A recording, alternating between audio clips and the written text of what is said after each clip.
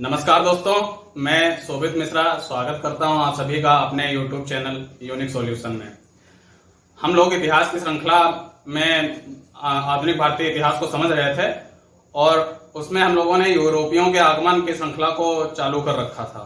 जिसके पहले वीडियो में हम लोगों ने पुर्तगाली, डच और डेनिशों के बारे में पढ़ा था। दूसरे वीडियो में हम लोगों ने ब्रिटिश आगमन को समझा और आज के वीडियो में जो हम लोगों का मुख्य लक्ष्य है वह फ्रांसीसियों के बारे में पढ़ना है और साथ में जो भारत में सत्ता स्थापित करने में राजनीतिक संघर्ष जो हुआ और उस राजनीतिक संघर्ष में किस प्रकार अंग्रेजों की विजय हुई और फ्रांसीसियों को हार का सामना करना पड़ा। आज का वीडियो हमारा उसी के लिए डेडिकेटेड है। तो चलिए समझते हैं कि सबसे पहले तो हम लोग यही समझ लेते हैं कि फ्रांसीसियों का भारत में जो अपना पैर जमा करने का जो एक क्रम रहा वो क्या रहा। और वीडियो आपको पसंद आता है तो लाइक शेयर करते रहें और अपने मित्रों को फॉरवर्ड करते रहें। चैनल से जुड़े रहने के लिए आप चैनल को सब्सक्राइब कर सकते हैं। ठीक है, तो चलिए फ्रांसीसी फ्रेंच कोलबर्ट सम्राट लुई 14 मतलब कि सम्राट लुई 14वां का जो मंत्री था कोलबर्ट के प्रयासों के बाद सन 1664 में फ्रेंच ईस्ट इंडिया कंपनी का गठन किया गया। हम लोग जैसा कि जानते हैं हर एक जो कंपनी बन रही थी उनको ईस्ट इंडिया कंपनी बोला गया और जिस देश की बनी उसका नाम आगे जोड़ा गया। तो हम लोगों ने जैसे अंग्रेजों के बारे में पढ़ा था कि 31 दिसंबर सन 1600 को महारानी एलिजाबेथ प्रथम के द्वारा जो है अनुमति दी गई और ईस्ट इंडिया कंपनी का गठन हुआ था। उसी प्रकार फ्रेंच लोगों की जो कंपनी थी फ्रेंच ईस्ट इंडिया कंपनी वह सन 1664 में बनी और इस कंपनी को बनाने का जो प्रयास किया गया वह कोलबर्ट के द्वारा किया गया। और कोलबर्ट कौन था? जो उस समय फ्रांस में लुई 14वां जो शासक था उसका मंत्री था। तो कोलबर्ट के प्रयासों से सन 1664 में फ्रेंच ईस्ट इंडिया कंपनी का गठन होता है और यह कंपनी जो है सन 1667 में फ्रांसिस केरान की अध्यक्षता में एक दल भारत पहुंचा और जिसमें ईरान का एक निवासी मरकारा भी शामिल था। मतलब कि कंपनी 1664 में बनी और 1667 में यह भारत में आई। तो किनकी अगुवाई में आई आप इनको ध्यान रखते चलें। फ्रांसिस केरान की अध्यक्षता में यह कंपनी भारत में पहुंची और जो लोग फ्रांस से आए थे उसमें एक ईरान का निवासी भी था जिसका नाम मरकारा था। इस निवासी को जो है आपको इसलिए ध्यान में रखने के लिए कह रहा हूं क्योंकि आगे इसके बारे में अभी चर्चा करेंगे। इसके बाद में जब ये लोग आ गए तो इनकी कंपनी स्थापना भी चालू मतलब कि जो फैक्ट्री है उनकी स्थापना भी चालू होती है और सन 1668 में सूरत में अपनी पहली फैक्ट्री इनकी स्थापित होती है। सूरत में सन 1668 में इनकी पहली फैक्ट्री स्थापित होती है और यहाँ जो ईरान का निवासी साथ में आया था मरकारा, इसने गोलकुंडा के शासक से फरमान प्राप्त कर लिया या अधिकार पत्र प्राप्त कर लिया और उस अधिकार पत्र की वजह से या फ्रांसीसी लोग सन 1669 में मछलीपट्टनम में भी अपनी फैक्ट्री लगा पाने में कामयाब हो सके। तो 1668 में सूरत और 1669 में मछलीपट्टनम। फ्रांसिस मार्टिन को सूरत और मछलीपट्टनम की जिम्मेदारी दी गई। जो सूरत और मछलीपट्टनम जो उनके दो प्रमुख फैक्ट्रियां स्थापित की गई उनका आप कह लें कि एक तरीके से पूर्ण रूप से जो उन पर आधिपत्य और उनको चलाने की जो जिम्मेदारी दी गई वह फ्रांसिस मार्टिन को दी गई। उसके बाद में आप आगे समझें कि किस प्रकार इनकी जो भारत में व्यापार की जो जड़ें हैं वह धीमे धीमे बढ़ती हैं। मार्टिन यही फ्रांसिस मार्टिन और बेलांग लेस्पिने ने वलिकोंडापुरम के मुस्लिम सूबेदार शेर खान लोधी से एक छोटा सा गांव मद्रास के निकट प्राप्त किया और इसी गांव को 1674 में पांडिचेरी के रूप में विकसित किया गया।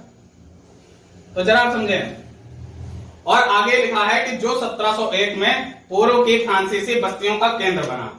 यह जो फ्रांसिस मार्टिन था और इसके साथ में बेलांग लेस्पिने, इन दोनों लोगों ने जो है जो वलिकोंडापुरम था उसके सूबेदार शेर खान लोधी जो था वहां का, उससे उन्होंने एक छोटा सा गांव मद्रास के निकट ही प्राप्त किया और उसी मद्रास के गांव को जो है सन 1674 में पांडिचेरी के रूप में विकसित किया और जो 1701 में पूर्व की फ्रांसीसी बस्तियों का केंद्र बना। तो पांडिचेरी कहा जाए फ्रांसीसियों का जो प्रमुख रूप से अपनी आर्थिक क्रियाविधि तो वो कई केंद्रों से चला रहे थे, सूरत से चला रहे थे, मछलीपट्टनम से चला रहे थे, लेकिन जो राजनीतिक केंद्र बनाने, जो अपनी राजनीतिक गतिविधियों का संचालन करने के लिए उन्होंने अपना प्रमुख केंद्र चुना, वह पांडिचेरी था। और 1674 में इसको विकसित किया, जो उनको वलिगोंडापुरम के मुस्लिम सूबेदार से प्राप्त हुआ था। और 1701 में यह संपूर्ण फ्रांसीसी बस्तियों का केंद्र बना। तो इस प्रकार से देखा जाए तो यह जो फ्रांसिस मार्टिन था, इसको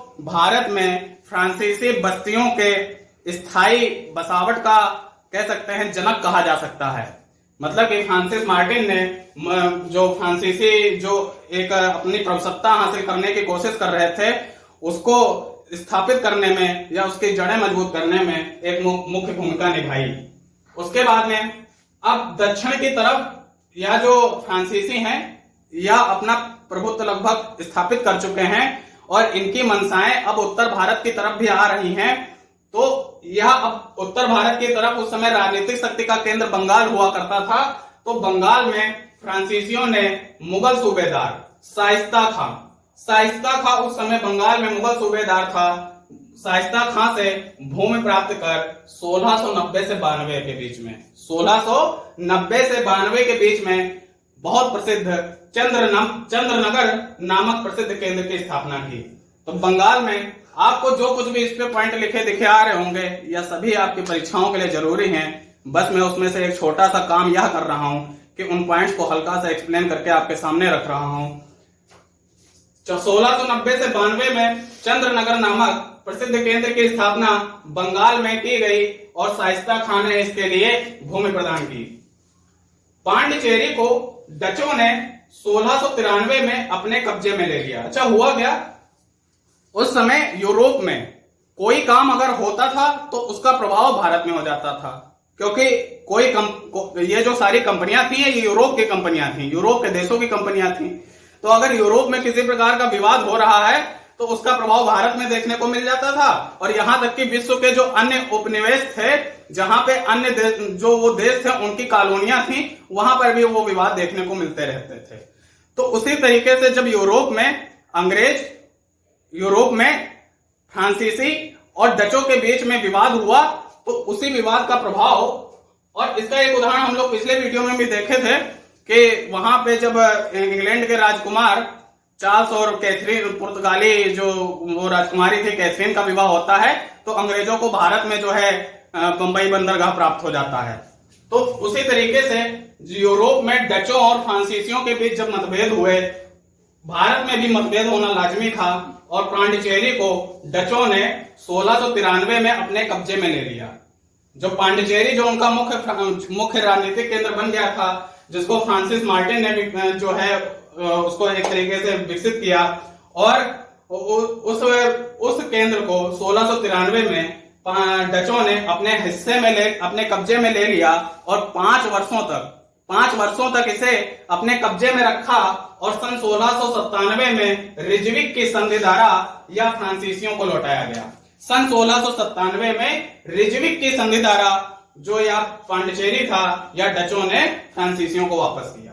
ठीक है, आगे देखें कि इसके बाद में आप यह समझें कि पांडिचेरी को फ्रांसीसियों ने इस कदर विकसित किया कि 1701 आते आते यह कोलकाता जितना विकसित था उससे भी आगे विकसित की कल्पना में निकल गया। लेकिन 1706 से लेकर के 1720 तक लगभग फ्रांसीसी गतिविधियां कुछ रुकी रहीं और 1720 और 42 के मध्य में पांडिचेरी के नए गवर्नर नियुक्त हुए लिनो और ड्यूमा। तो लिनो और ड्यूमा बनाए गए, जिनके नेतृत्व में फ्रांसीसियों ने, अब देखिए इनकी और उपनिवेश भी शामिल हो रहे हैं। फ्रांसीसियों ने लिनो और ड्यूमा के नेतृत्व में मारिशस आपको पता है अफ्रीका के दक्षिण में, उसके पूर्वी हिस्से की तरफ, दक्षिण पूर्व आप कह लें, वहां पे मारिशस एक द्वीपीय देश है।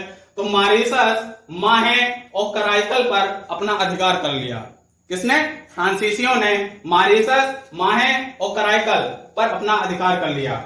माहे और कराइकल भारत के ही हैं, मारिशस अफ्रीका के दक्षिण पूर्व की तरफ स्थित एक द्वीपीय देश है। तो इस प्रकार देखेंगे कि फ्रांसीसी जो हैं बंगाल के साथ साथ दक्षिण में लगभग अपनी जड़ें जमा चुके हैं और अब उनकी एक राजनीतिक इच्छा प्रबल हो रही है भारत में राज करने की।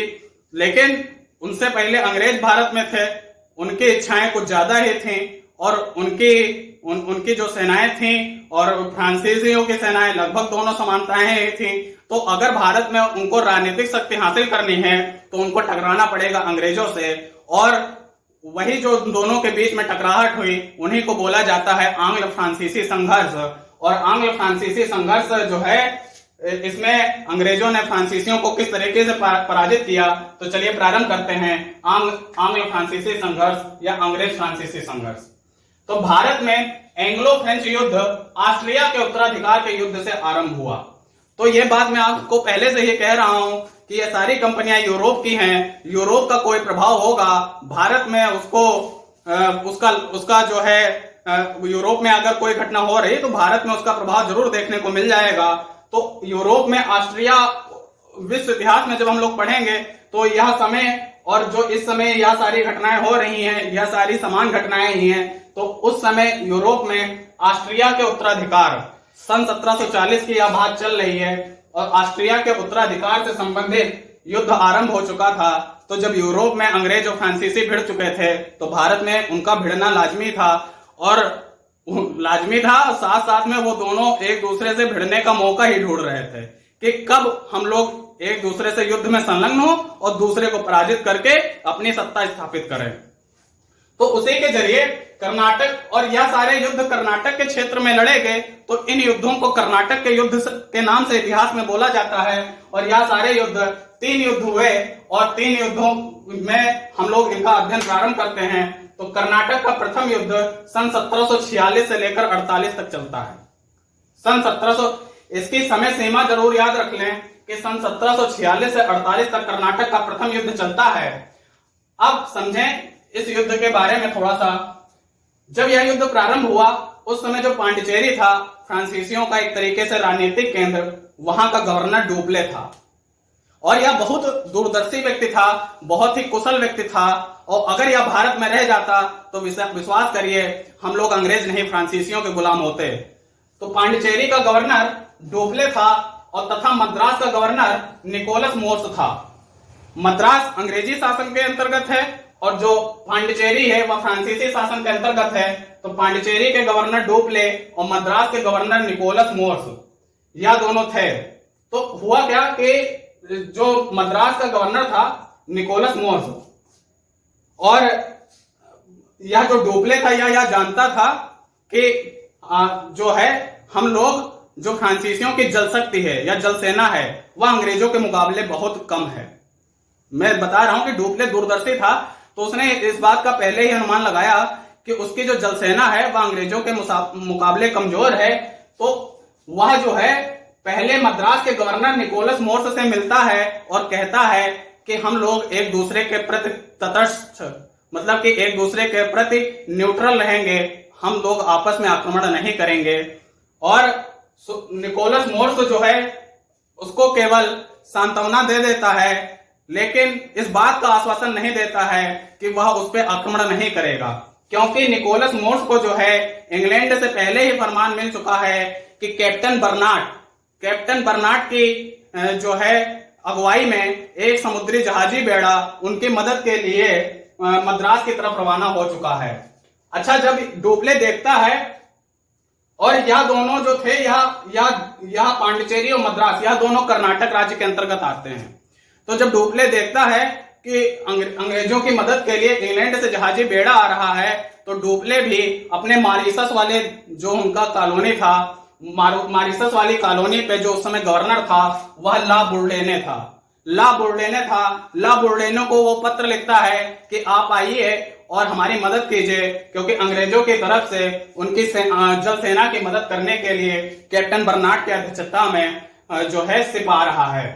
तो होता क्या है कि पहले, अच्छा यह सब देख रहे होते हैं उस समय कर्नाटक के जो नवाब होते हैं या जो शासक होते हैं अनवरुद्दीन।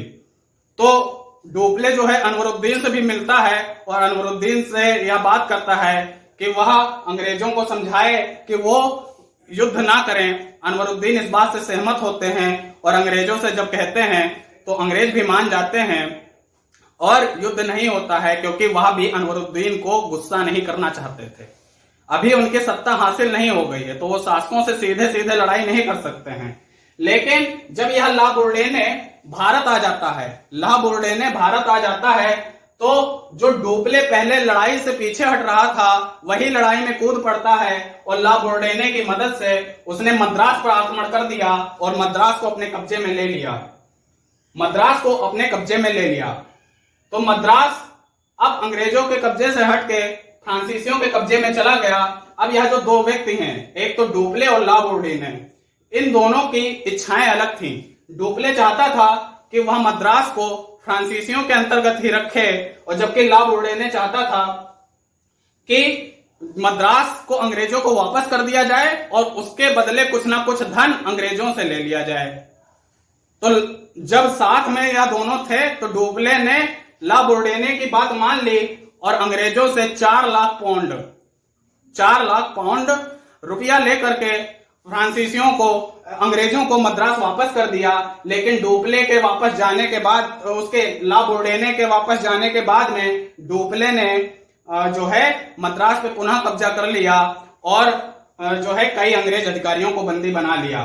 तो इस तरीके से दोनों के बीच में युद्ध चलता रहता है और 2 साल तक युद्ध चलता है। और इसके साथ में एक प्रसिद्ध युद्ध इतिहास का होता है, अडियार का युद्ध होता है। अडियार का युद्ध कर्नाटक के प्रथम युद्ध के अंतर्गत ही पढ़ा जाता है। होता क्या है कि मैंने अभी आपको बताया कि कर्नाटक का शासक अनवरुद्दीन था, तो अनवरुद्दीन को यह जो फ्रांसीसी था डोपले, इसने कहा था कि जब मद्रास पे हमारा कब्जा हो जाएगा तब हम लोग जो है मद्रास को आपको सौंप देंगे। लेकिन हुआ इसका उल्टा, उसको अपने कब्जे में ही ले लिया। फलस्वरूप अनवरुद्दीन का जो एक पुत्र था महफूज खां, उसने फ्रांसीसियों पर हमला कर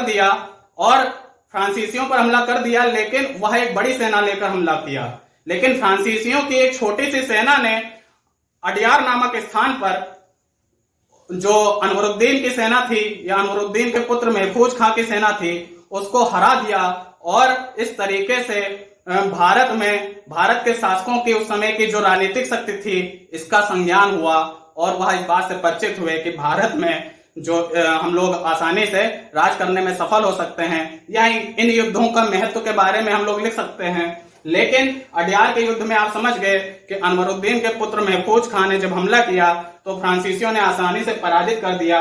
यही अडियार का युद्ध था। और उसके बाद में यूरोप में जब युद्ध शांत होता है तो भारत में भी युद्ध शांत हो जाता है और 1748 में एक्सला-शापेल की संधि से इस युद्ध पर विराम लग जाता है। लेकिन यह संधि भारत में नहीं हुई, यह संधि तो यूरोप में हुई। अंग्रेज और फ्रांसीसी तो एक दूसरे पर विजय हासिल करने की जो इच्छाएं थी वह उनकी थी। लेकिन जब यूरोप में ही युद्ध शांत हो गया तो यहाँ तो उनकी मजबूरी थी रुकना, लेकिन उनकी इच्छाएं नहीं रुकी थी। वो चाहते थे कि हम एक दूसरे से बढ़कर अपनी राजनीतिक सर्वोच्चता को हासिल करें और दिखाएं। और इसी के चलते जब कर्नाटक का दूसरा युद्ध चालू होता है, ज्यादा दिन नहीं रुकना पड़ा, 48 में पहला खत्म हुआ, 49 में ही दूसरा चालू हो गया और 49 से 54 तक दूसरा युद्ध चलता है। इसमें मुख्यतः भारत के ही कारण जिम्मेदार थे, इसमें कोई यूरोप के कारण नहीं जिम्मेदार थे। तो भारत के ही कौन से कारण थे? हैदराबाद के जो अंतर्गत ही कर्नाटक आता था, तो हैदराबाद के जो उस समय नवाब थे आसफ जा निजामुल मुल्क, और आसफ जा निजामुल मुल्क के जो 2 उत्तराधिकारी हुए मुजफ्फर जंग और नासिर जंग, उन दोनों में उत्तराधिकार को लेकर लड़ाई हुई हैदराबाद में। और उसी तरीके से कर्नाटक में अभी मैंने आपको बात किया अनवरुद्दीन थे, और अनवरुद्दीन के पूर्व जो भूतपूर्व शासक थे वह दोस्त अली के दामाद चांदा साहब के बीच में, मतलब कि चांदा साहब दोस्त अली कौन है? कर्नाटक के भूतपूर्व नवाब, और उनके दामाद चांदा साहब, और अनवरुद्दीन के बीच में सत्ता संघर्ष कर्नाटक में चालू हुआ। और आसफ जाह निजामुल मुल्क के पुत्र जो हैं मुजफ्फर जंग और नासिर जंग, इनके बीच में सत्ता संघर्ष हैदराबाद में चालू हुआ। अब दोनों पक्ष लड़ने की तो तैयारी कर ही रहे थे। वो जब उन्होंने देखा कि एक हैदराबाद में सत्ता संघर्ष चल रहा है, दूसरा कर्नाटक में सत्ता संघर्ष चल रहा है, तो दोनों पक्ष एक एक पक्ष में कूद गए। तो फ्रांसीसियों ने क्या किया, फ्रांसीसियों ने मुजफ्फर जंग और चांदा साहब, इन दोनों के पक्षों की तरफ से लड़ाई लड़ी, और अंग्रेजों ने नासिर जंग और अनवरुद्दीन की तरफ से लड़ाई लड़ी, और इस प्रकार से फिर से दूसरा युद्ध छिड़ जाता है। तो इसी में एक बहुत प्रसिद्ध युद्ध है 1749 का अंबोर का युद्ध। तो अभी मैंने चर्चा की आपसे कि जो हमारा यहाँ पर फ्रांसीसी हैं, फ्रांसीसी मुजफ्फर जंग को सपोर्ट कर रहे हैं, और फ्रांसीसी मुजफ्फर जंग के साथ साथ चांदा साहब को सपोर्ट कर रहे हैं। तो फ्रांसीसियों ने इन दोनों को भड़काया और अनवरुद्दीन पर आक्रमण करने के लिए उकसाया, और उन दोनों के प्रभाव में, फ्रांसीसियों के प्रभाव में आकर के जो चांदा साहब थे और मुजफ्फर जंग थे, इन्होंने जो है अनवरुद्दीन पर आक्रमण कर दिया और अनवरुद्दीन मारा गया। और इसी युद्ध को बोला जाता है अंबोर का युद्ध, जो कि 1749 में हुआ और जो कर्नाटक के दूसरे युद्ध के अंतर्गत आता है। ठीक है। इसके बाद में 1750 के अंतिम दिनों में नासिर जंग की भी हत्या कर दी जाती है, जो कि दूसरे पक्ष में था। और 1751 में अंग्रेजों द्वारा अर्काट विजय की जाती है। अर्काट विजय का जो एक प्रस्ताव था वो जो अंग्रेजों के द्वारा ही दिया गया था। तो 1751 में अंग्रेजों द्वारा अर्काट विजय की जाती है, और इसी के बीच में एक बहुत प्रसिद्ध घटना हो जाती है 1754 में डुप्ले की फ्रांस वापसी। मैंने आपको पहले ही बताया कि डुप्ले अगर भारत में रुका रह जाता तो फ्रांसीसियों के अधीन भारत होता, लेकिन फ्रांसीसियों ने यह बहुत बड़ी गलती कर दी। 1754 में डुप्ले को फ्रांस में वापस बुला लिया गया, और यह युद्ध 1749 से लेकर 54 तक चलता रहता है, और 1755 में पांडिचेरी की संधि से इस युद्ध की समाप्ति हो जाती है। अब 1755 में जब पांडिचेरी की संधि से समाप्त हो गई, लेकिन दोनों के बीच में अभी भी कोई निर्णायक या रिजल्ट नहीं निकल के आया है, तो कर्नाटक का तीसरा युद्ध चालू होता है, और इसका कारण यूरोप ही था, भारत नहीं था। 1756 से लेकर के 63 तक 7 साल तक यह युद्ध चलता है, क्योंकि इसी दौरान यूरोप में भी सप्तवर्षीय युद्ध प्रारंभ होता है। तो यूरोप में 7 साल चला, भारत में भी उसी का प्रभाव रहा, और 1756 में यूरोप में सप्तवर्षीय युद्ध के कारण कर्नाटक का तीसरा युद्ध आरंभ होता है। अब डुप्ले तो दूसरे युद्ध में वापस चला गया है, उसकी जगह फ्रांसीसियों ने काउंट डी लाली को भेजा, और काउंट डी लाली जब भारत में पहुंचा तो वह समय था 1758। अब अगर इस समय से आप परिचित हैं तो यह वही समय था जब अंग्रेजों को भारत में एक राजनीतिक शक्ति मिल चुकी थी, और वह राजनीतिक शक्ति थी 1757 का प्लासी का युद्ध। 1757 के प्लासी के युद्ध में यह निर्णय हो गया था कि भारत के अगले राजनीतिक जो हकदार होंगे वह अंग्रेज होंगे, और काउंट डी लाली ने यहां पर कुछ आने में कुछ समय देरी कर दी, और 1758 में जब भारत पहुंचा उसके बाद में अंग्रेजों ने फ्रांसीसियों की जो स्थिति थी उसको और गिराते चले गए, और 1760 में वांडीवास के युद्ध में यह निर्णायक युद्ध घोषित होता है, और वांडीवास के युद्ध में अंग्रेज जो हैं वह फ्रांसीसियों को बुरी तरह पराजित करते हैं, और इससे अब निर्धारित हो जाता है कि भारत में एक शासन होगा, वह होगा अंग्रेजों का। और यह युद्ध तो 1760 में ही समाप्त हो गया। अंग्रेजों की स्थिति भारत में 1760 में ही क्लियर, अंग्रेजों ने फ्रांसीसियों की स्थिति 1760 में ही क्लियर कर दी, लेकिन यूरोप में जो यह युद्ध खत्म होता है यह 1763 में खत्म होता है, और यह युद्ध पेरिस की संधि के साथ समाप्त होता है। तो इस प्रकार से आप देखेंगे कि हम लोगों ने फ्रांसीसियों के बारे में पढ़ा, और किस प्रकार अंग्रेजों का फ्रांसीसियों से संघर्ष रहा, इसको भी हम लोगों ने अध्ययन किया। उम्मीद है आप इन सभी को अपने संज्ञान में ले पाए होंगे, और अगर आपको वीडियो पसंद आता है तो वीडियो को लाइक शेयर अवश्य करते रहें, और चैनल से जुड़े रहने के लिए चैनल को सब्सक्राइब करें। धन्यवाद।